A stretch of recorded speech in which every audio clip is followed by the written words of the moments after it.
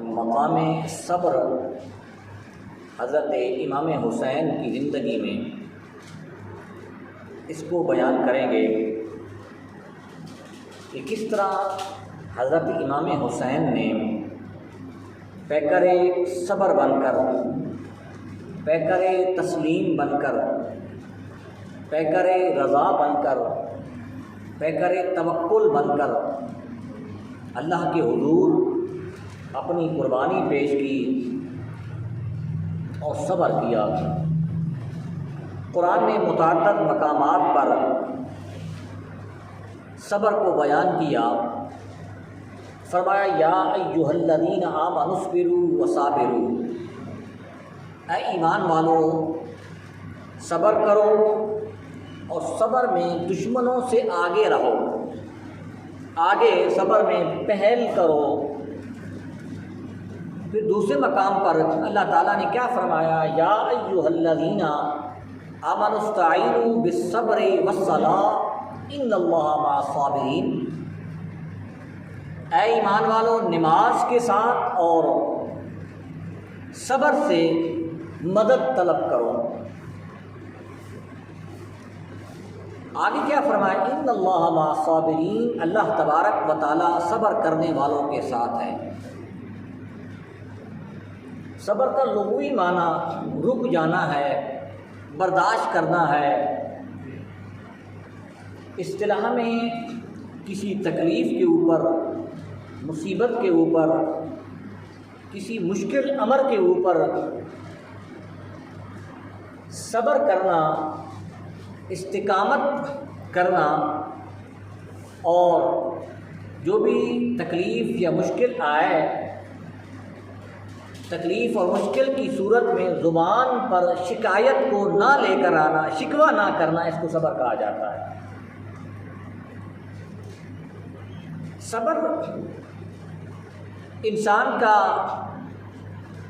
ہر معاملہ میں ضروری ہے، دنیاوی امر ہو، دینی امر ہو، صبر کرنا لازمی ہے اور یہ اللہ کا حکم ہے۔ ضروری نہیں ہے کہ ہمیں دینی معاملات میں ہی صبر کرنا پڑے، دنیاوی معاملات میں بھی صبر کرنا بہت ضروری ہے۔ عجلت کہا جاتا ہے، جلدی شیطان کا کام ہے۔ پھر اگر صبر نہیں کرتا کوئی شخص اور صبر نہ کرنے کے نتیجہ میں اس کو بہت نقصان اٹھانا پڑتا ہے۔ مثال کے طور پر کسی شخص کو خبر ملی کہ فلاں شخص نے تمہارا مال چوری کر لیا ہے، اب اس نے بغیر تحقیق کیے، بغیر کوئی گواہی کے دوسرے شخص کو مار دیا، تکلیف دے دی۔ بعد میں پتہ چلا جی کہ وہ مال تو چوری ہی نہیں ہوا یا اس نے نہیں چوری کیا، تو پھر اس کو یہ جو شرمندگی اٹھانی پڑی ہے، یہ اس وجہ سے اس کو اٹھانی پڑی ہے کہ اس کو ایک تکلیف پہنچی اور تکلیف میں اس نے صبر نہیں کیا اور اس نے اس کا ریئیکشن کیا، آگے تکلیف پہنچا دی، تو اس صبر نہ کرنے کی وجہ سے بھی بعض اوقات تکلیف اٹھانا پڑتی ہے اور کسی مصیبت میں انسان پڑ جاتا ہے۔ صبر کی بہت سی قسمیں ہیں۔ صوفیاء کرام نے صبر کی 4 قسمیں ذکر کی ہیں، الصبر للہ، الصبر علی اللہ، الصبر مع اللہ اور الصبر عن اللہ۔ یہ 4 قسمیں صبر کی ہیں اور یہ درجہ بدرجہ ہے۔ عام آدمیوں کے لیے جو صبر ہے وہ کچھ اور اس کا حکم ہے، اس کے لوازمات ہیں۔ جو خاص بندے ہیں اللہ کے، نیک بندے، متقی، ان کا جو صبر ہے وہ کچھ اور ہے، ان کو تکلیفیں بھی اور طرز کی آتی ہیں۔ اور جو اللہ کے نبی ہیں، انبیاء اور رسول ہیں، ان پر جو تکالیف آتی ہیں وہ ایک عام انسان سے بھی کئی دگنا زیادہ ہوتی ہیں جی۔ جب ہم انبیاء کرام کی زندگی کو دیکھتے ہیں تو تمام انبیاء نے تکالیف کے اوپر، مصیبتوں کے اوپر صبر کیا، مشقت کو برداشت کیا۔ حضرت موسیٰ علیہ السلام کی زندگی کو دیکھیں، فرعون جیسا ظالم بادشاہ سامنے تھا، ان کی تکالیف پر اللہ کے نبی نے صبر کیا۔ حضرت ابراہیم علیہ السلام کی زندگی کو دیکھیں، حضرت ابراہیم علیہ السلام کو آگ میں پھینکا دیا، آگ میں پھینکا دیا، اللہ کے نبی نے صبر کیا۔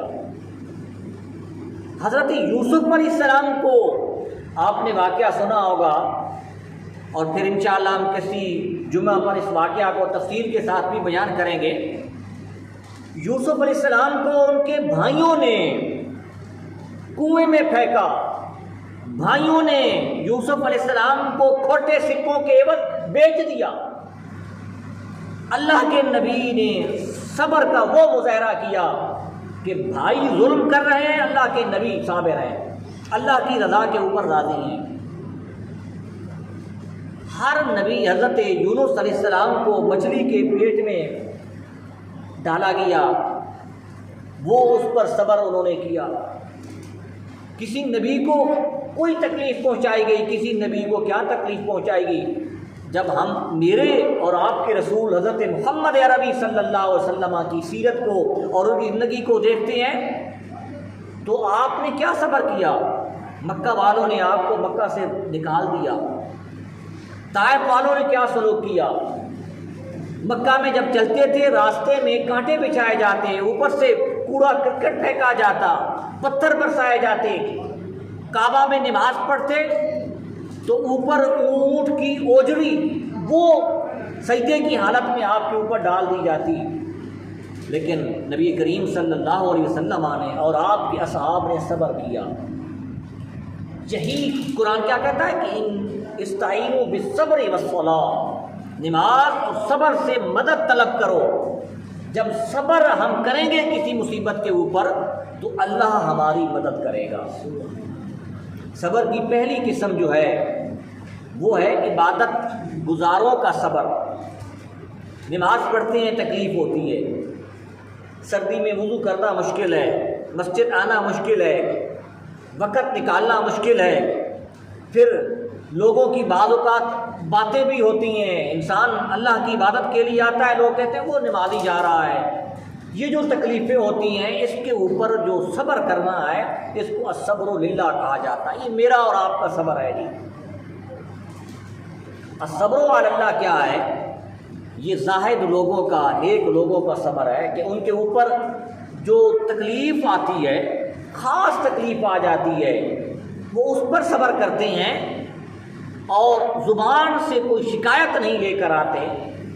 یہ صبر کا دوسرا درجہ ہے الصبر علی اللہ۔ اس کی مثال میں ایک دیتا ہوں، اللہ کے ایک ولی تھے، ان کو کسی نے آ کر بتایا کہ تمہارا جو مال تھا، کاروبار کے لیے سامان جا رہا تھا، وہ سب کا سب لٹ گیا ہے، ضائع ہو گیا ہے، برباد ہو گیا ہے۔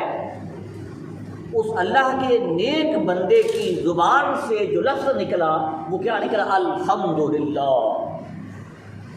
یہ صبر کی علامت ہے کہ جب کوئی تکلیف مصیبت آتی ہے تو زبان سے جو پہلا لفظ نکلتا ہے وہ صبر کی علامت ہوتی ہے، اور اسی سے پتہ چلتا ہے کہ فلاں شخص کتنا صابر ہے۔ پھر کچھ لمحوں کے بعد یا کچھ دنوں کے بعد خبر ملی کہ اس میں بڑا منافع ہوا ہے، پھر بھی زبان سے کیا نکلا؟ الحمدللہ۔ یہ مال انسان سے چلا جائے، اولاد چلی جائے، دولت چلی جائے، رزق چلا جائے، انسان کو تکلیف ہوتی ہے، یہ فطرتاً ہے۔ اس پر جو صبر کیا جاتا ہے یہ الصبر علی اللہ ہے۔ الصبر مع اللہ کیا ہے کہ اللہ کے راستہ میں کوئی خاص تکلیف ہو اس پر صبر کرنا۔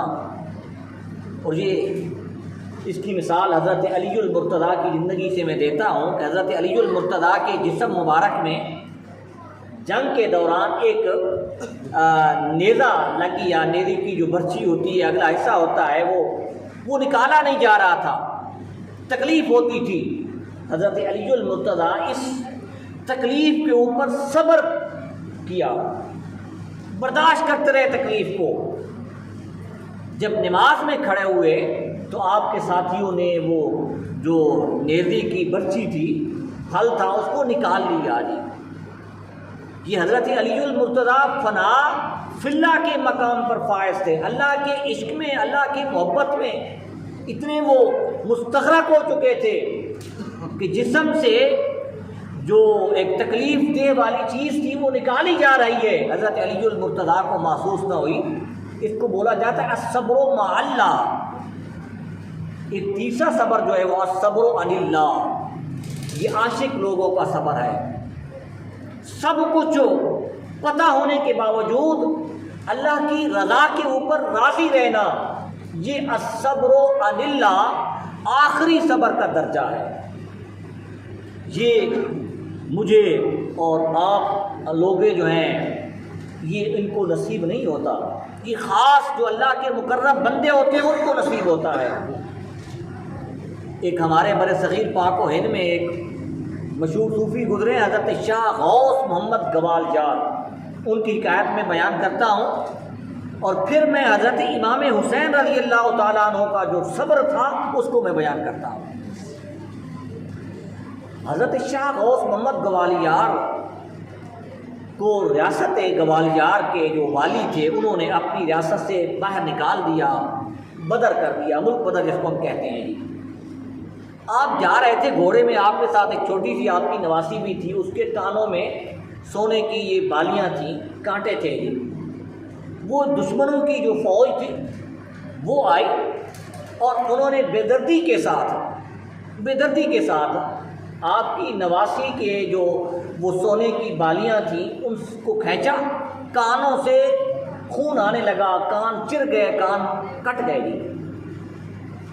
یہ حضرت شاہ غوث محمد گوالیار علیہ رحمہ سے جو پہلے اللہ کی طرف سے جو مصیبتیں تھیں، تکالیف تھی، ان پر صبر کرتے جا رہے تھے، صبر کر رہے تھے، لیکن یہاں پر آ کر صبر کا پیمانہ جو ہے وہ لبریز ہو گیا۔ زبان سے بد دعا یا بد دعائیہ کلمات اس فوج کے لیے نکل گئے۔ کتب میں لکھا ہے کہ وہ فوج جیسے ہی واپس مڑی، ان کے ان کے جو گھوڑے تھے ان کے پاؤں جو ہے وہ زمین کے اندر دھنس گئے، پاؤں زمین کے اندر دھس گئے۔ وہ فوجی جو تھی وہ سب کے سب ادھر ہی ہلاک ہو گئے۔ لیکن حضرت شاہ غوث محمد گوالیار علیہ رحمہ جو تھے وہ رو رہے ہیں۔ مریدین نے پوچھا کہ کیوں آپ رو رہے ہو؟ کہا کہ میں اس وجہ سے رو رہا ہوں کہ میں جو صبر اور رضا کے مقام پر پہلے سے فائز تھا وہ مقام مجھ سے چلا گیا ہے۔ میری زبان سے جو یہ اس فوج کے لیے بد دعائیہ کلمات نکلے ہیں، اس کی وجہ سے جو مجھے صبر اور رضا کا مقام نصیب ہونا تھا وہ چلا گیا ہے۔ حضرت امام حسین رضی اللہ تعالیٰ عنہ کو جو تکالیف ہوئی، حضرت امام حسین کو یہ سب پتہ تھا کہ میرے ساتھ کیا ہونے والا ہے۔ آپ نے ان سب تکالیف کے اوپر، مصیبتوں کے اوپر، اپنے بیٹوں کی شہادتوں کے اوپر، بھتیجوں کی شہادتوں کے اوپر، اپنے خاندان کی شہادتوں کے اوپر حضرت امام حسین رضی اللہ تعالیٰ عنہ نے جو صبر کیا ہے اس صبر کی کوئی مثال نہیں ملتی۔ یہ صبر جو حضرت امام حسین کا صبر تھا یہ عاشق لوگوں کا صبر تھا، یہ صبر کا وہ درجہ تھا جو اللہ کے خاص بندوں کو نصیب ہوتا ہے، عام آدمی کو نصیب نہیں ہو سکتا۔ جو حضرت امام حسین کو یہ صبر کا مقام حاصل ہوا۔ پھر مقام صبر کے بعد مقام رضا شروع ہوتا ہے۔ مقام رضا کیا ہے کہ اللہ اس بندے سے راضی ہو جاتا ہے، بندہ رب سے راضی ہو جاتا ہے، قرآن مجید فرقان حمید نے اس کو بیان کیا، یا ایتھا النفس المطمئنہ ارجعی الی ربک راضیۃ مرضیہ، کہ بندہ اپنے رب کی طرف اس حال میں لوٹتا ہے کہ بندہ رب سے راضی ہے اور رب بندے پر راضی ہے۔ ہم تو اللہ کی ذات پر راضی ہیں، لیکن ہمیں یہ نہیں پتہ کہ اللہ کیا ہم سے راضی ہے یا ناراض ہے۔ مزہ تو تب ہے کہ اللہ ہم پر راضی ہو جائے، پھر ہمیں یہ دنیا میں کسی چیز کی کوئی فکر نہیں ہوگی۔ حضرت امام حسین رضی اللہ تعالیٰ عنہ کو یہ مقام رضا نصیب ہوا ہے کہ آپ اللہ پر راضی ہیں، آپ اللہ پر راضی ہیں اور اللہ آپ پر راضی ہے۔ یہ حضرت امام حسین کو مقام حاصل ہوا۔ یہ مقام رضا کے بھی بڑے مرتبے ہیں۔ یہ مقام رضا اور یہ صبر کا مقام، توکل کا مقام، یہ ایسے نہیں مل جاتا، ہر کسی شخص کو نہیں مل جاتا۔ اس کے بھی صوفیاء نے 3 درجے لکھے ہیں۔ پہلا درجہ کیا ہے کہ ترک الاختیار قبل القضاء، تقدیر کی چھری چلنے سے پہلے جو اختیار ہے، طاقت ہے، اس کو ختم کر دینا۔ جو کچھ تم کر سکتے ہو وہ آج لوگوں کی طرف سے یہ ایک کہا جاتا ہے کہ حضرت امام حسین رضی اللہ تعالیٰ عنہ نے وہاں کیوں کوئی کرامت کا اظہار نہیں کیا، کیوں آپ نے دشمنوں کے لیے جو بد دعا نہیں کی؟ اس کی وجہ یہ ہے کہ ترک الاختیار قبل القضاء، مصیبت آنے سے پہلے، تکلیف آنے سے پہلے، تقدیر کی چھری چلنے سے پہلے جو وسائل ہیں، اختیارات ہیں، جو کچھ تم کر سکتے ہو اس کو بھی نہ اختیار کرنا، یہ صبر کا مقام ہے، یہ رضا کا درجہ ہے۔ تیسرا کیا ہے؟ سرور القرب بمر القضاء، جب تقدیر کی چھری چل رہی ہو، مصیبت جاری ہو، تکلیف آ رہی ہو، غموں کے پہاڑ انسان کے اوپر آ رہے ہوں، اس دوران بھی کیا ہے کہ سرور القلب، دل خوش ہو، اللہ کی رضا پر دل راضی ہو، زبان سے کوئی کلمہ شکایت نہ آئے، یہ مقام رضا کا دوسرا درجہ ہے۔ حضرت امام حسین رضی اللہ تعالیٰ عنہ کو یہ مقام بھی نصیب ہوا ہے۔ اس کی مثال میں دیتا جاؤں کہ حضرت امام حسین، تاریخ کی کتب میں یہ لکھا ہے کہ جب حضرت علی اکبر رضی اللہ تعالیٰ عنہ کی شہادت ہوئی، حضرت امام حسین کے بارے میں کوفیوں نے، وہاں پر جو فوج تھی یزیدی، انہوں نے یہ تبصرہ کیا کہ اب امام حسین کے صبر کو ہم دیکھتے ہیں کہ کتنے بڑے صابر ہیں۔ اب جوان بیٹے کا لاشا جو ہے حضرت امام حسین کیسے اٹھا کر جاتے ہیں؟ یہ سرور القرب بمر القضاء، تقدیر کی چھری چل رہی ہے، تکلیف جاری ہے، اس حالت میں بھی زبان سے کوئی شکایت نہ نکلے، یہ مقام رضا ہے۔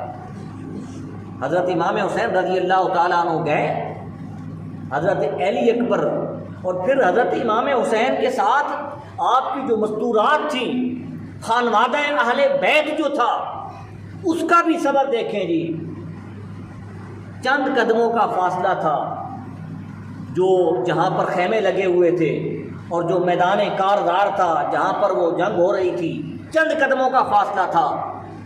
شیعہ اور سنی دونوں، تاریخ کی کتابیں آپ اٹھا لیں، کسی ایک کتاب سے یہ روایت نہیں ملے گی کہ خانوادہ اہل بیت کی، اہل بیت میں سے کسی ایک بیوی نے بھی خیمہ سے باہر نکل کر کوئی واویلا کیا ہو یا زبان سے شکایت کی ہو۔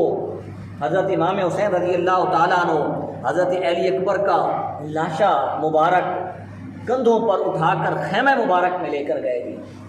تاریخ ابن عساکر نے لکھا ہے کہ حضرت امام حسین رضی اللہ تعالیٰ عنہ نے کتنا صبر کا اظہار کیا، کتنا صبر کو برداشت کیا، کتنا غم کو برداشت کیا کہ حضرت امام حسین رضی اللہ تعالیٰ عنہ کی داڑھی مبارک جو تھی وہ حضرت علی اکبر کا لاشا اٹھانے سے پہلے پوری سیاہ تھی، کالی تھی۔ جب آپ لاشا مبارک اٹھا کر گئے داڑھی سفید ہو گئی۔ جی حضرت امام حسین نے اپنے بیٹے کے غم کو اتنا برداشت کیا، زبان سے شکایت نہیں کی۔ ان ظالموں کے سامنے حضرت امام حسین نے ہائے ہائے واہ ویلا نہیں کیا، اور پھر ان کے سامنے چھوڑیں اس وجہ سے بھی نہیں کیا کہ حضرت امام حسین کو جو وہ مقام راضیہ اور مرضیہ اللہ کی رضا نصیب ہو رہی تھی، اس کی خاطر آپ نے زبان سے کوئی شکوہ شکایت نہیں کیا۔ تیسرا ایک درجہ ہے فقدان المرارۃ بعد القضاء، کہ جب تقدیر کی چھری چل جائے، تکلیف پہلے تو جاری تھی، اب تکلیف آ گئی ہے، تکلیف پہنچ چکی ہے، مصیبت آ گئی ہے، اس کے بعد بھی زبان سے کوئی کلمہ شکایت نہ آئے، یہ مقام رضا ہے۔ خانوادہ اہل بیت میں سے حضرت امام زین العابدین رضی اللہ تعالیٰ عنہ ایک فرد واحد تھے جو بچ گئے تھے۔ حضرت امام زین العابدین جب مدینہ طیبہ واپس آئے دمشق سے، آپ نے مدینہ طیبہ سے باہر ایک ڈیرا لگا لیا۔ وہاں پر ایک فوجی یزیدی فوجی آیا جس کو اس وقت کی حکومت نے جو ہے اعلان کر دیا تھا کہ تمہیں پھانسی دے دی جائے گی۔ وہ حضرت امام زین العابدین کے پاس رہا، آپ نے اس کی تواضع کی، خدمت کی، کچھ دن وہ رہا، اس کے بعد اس نے اجازت مانگی۔ اس نے کہا کہ امام آپ نے مجھے پہچانا نہیں ہے، آپ نے مجھے پہچانا نہیں ہے، آپ نے اتنی میری خدمت کی، اتنی میری جو ہے وہ آپ نے مہمان نوازی کی، آپ مجھے پہچانتے نہیں ہیں۔ امام زین العابدین نے فرمایا کہ میں تمہیں پہچانتا ہوں، میں اس دن سے پہچانتا ہوں جب تمہاری تلوار سے، تمہارے نیزوں سے میرے باپ کا سر قلم ہو رہا تھا، میرے بھائیوں کا جسم چھلنی چھلنی ہو رہا تھا، میں اس وقت سے جانتا ہوں۔ پھر کہا کہ پھر یہ تم نے میرے ساتھ کیا سلوک یہ کیا، اچھا سلوک؟ کہا کہ وہ تمہارا کردار تھا، یہ میرا کردار تھا۔ حضرت امام حسین رضی اللہ تعالیٰ عنہ کی شہادت کے بعد دو کردار بن گئے، ایک حسینی کردار ہے، ایک یزیدی کردار ہے۔ حضرت امام حسین کا کردار کیا تھا اور یزید کا کردار کیا ہے؟ آج بھی دیکھ لیں، حسین کا کردار جو ہے وہ زندہ ہے، یزید کے کردار پر لعنت کی جاتی ہے۔ حضرت امام حسین کا کردار صبر تھا، حضرت امام حسین کا کردار صبر تھا، اور یزید کا کردار اس کے برعکس ہوگا۔ اسی طریقے سے جتنے بھی ہمارے معاملات ہیں ان سب میں یہ دو کردار ہیں، ایک یزیدی کردار ہے، ایک حسینی کردار ہے۔ آج ہم امام حسین کے نام پر لنگر بھی پکاتے ہیں، امام حسین کے نام پر رو بھی لیتے ہیں، امام حسین کے نام پر بڑے بڑے جلسے بھی کرتے ہیں، خیرات بھی کرتے ہیں، لیکن ہمارے اندر امام حسین کا جو کردار تھا، حسینی کردار، وہ مٹتا جا رہا ہے۔ امام حسین کے جو حسینی کردار ہے اس کو زندہ کرنے کی ضرورت ہے۔ حضرت امام حسین رضی اللہ تعالیٰ عنہ کا جو حسینی کردار کیا تھا کہ آخری وقت تھا، حضرت امام حسین نے جو کوفیوں سے، یزیدی فوج سے ایک مدد مانگی ہے، وہ کیا تھی کہ مجھے اس آخری وقت بھی سجدہ کرنے دو، نماز پڑھنے دو، ایک مدد مانگی گی، صرف کوئی اور چیز نہیں مانگی جی۔ کہا کہ مجھے ایک مہربانی کرو، مجھے نماز پڑھنے دو۔ سجدہ کی حالت میں حضرت امام حسین رضی اللہ تعالیٰ عنہ کو شہید کیا گیا۔ یہ حضرت امام حسین کا کردار تھا۔ آج ضرورت اس امر کی ہے کہ حسین کے کردار کو زندہ کرنے کی ضرورت ہے، حسین کے کردار پر عمل کرنے کی ضرورت ہے۔ یہ نعرے لگانا بھی ثواب ہے، امام حسین کے نام پر لنگر اور خیرات پکانا بھی، چاہتے پڑھنا سننا، یہ سب ثواب کا کام ہے۔ اصل جو حضرت امام حسین کی شہادت کا مقصد یہ تھا کہ امت مسلمہ کے اندر یہ حسینی کردار زندہ ہو جائے، اور ہمارا اٹھنا بیٹھنا چلنا پھرنا، دین کے معاملات، دنیا کے معاملات، سب کے سب جو ہیں حضرت امام حسین کی زندگی کے مطابق ہو جائیں۔ جس طریقے سے امام حسین نے زندگی گزاری ہے، اسی طریقے سے ہم بھی اگر یہ زندگی گزار لیں تو آج ہمارے اوپر یہ نوبت نہ آتی۔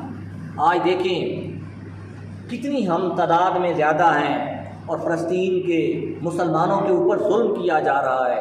اس کی وجہ یہ ہے کہ ہمارے اندر وہ عمل نہیں، وہ کردار نہیں۔ دعا فرمائے کہ اللہ تبارک و تعالیٰ